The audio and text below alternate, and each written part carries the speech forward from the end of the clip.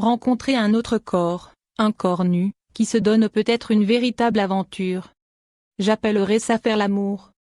Par les gestes, les regards, les caresses, on se laisse aller à la vulnérabilité.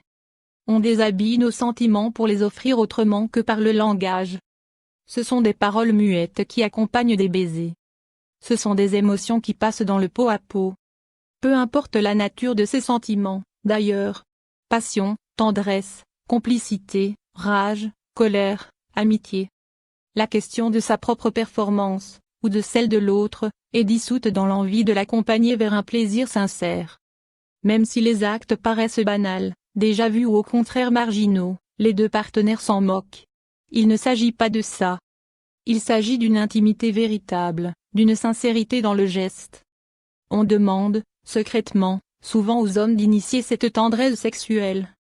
De se détacher du social pour revenir vers notre corps. Autrement dit, de nous faire l'amour, avec une sincère démarche de rencontre à notre corps. Cette demande est légitime. Mais, peut-être qu'on devrait aussi apprendre à accompagner l'autre là-dedans. Peut-être qu'on devrait faire l'amour aux hommes, rencontrer réellement leur corps. Il n'y a aucune raison pour que ce soit particulièrement aux hommes de faire le premier pas dans cette démarche d'authenticité érotique. La guerre des genres persiste voire s'accentue dans la sexualité. Qui basse l'autre? Qui possède l'autre? Qui prend l'homme? Pour la vulnérabilité, chacun des partenaires demandera muettement à l'autre de s'abandonner le premier. Sinon, on risquerait de se faire avoir, d'être celle qui se fait basser. Autrement dit, donner sans retour, se déshabiller seul. Souvent, personne ne cède et l'on basse comme il faut. L'attente, aujourd'hui, peut à nouveau prendre sens. Non, pour accrocher ou garder un homme, la sexualité n'a pas à être une arme, même si elle sert le sentiment. Mais pour lui laisser le temps de nous faire confiance. Et vice-versa. Prendre son temps permet de quitter doucement les masques, d'amorcer des dialogues, de se dénouer du social et finalement, d'accepter de donner avec sincérité et de recevoir de l'autre. Ce n'est pas moi qui vous dirai combien de temps attendre. Je n'en sais foutrement rien.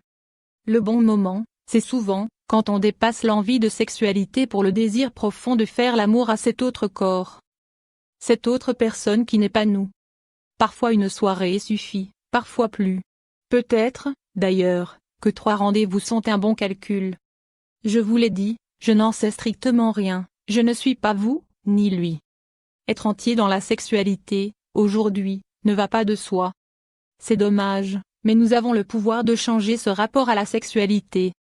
Et, même si notre partenaire est, au moment de l'acte, aux prises des diktats sociaux, ce n'est pas grave. Nous pouvons l'accompagner, avec tendresse et bienveillance à un lâcher-prise honorant Eros. Non, je ne te jugerai pas. Non, je n'attends pas de toi que tu me prouves quoi que ce soit. La seule chose que je désire, c'est de te connaître mieux encore et de me laisser découvrir par toi.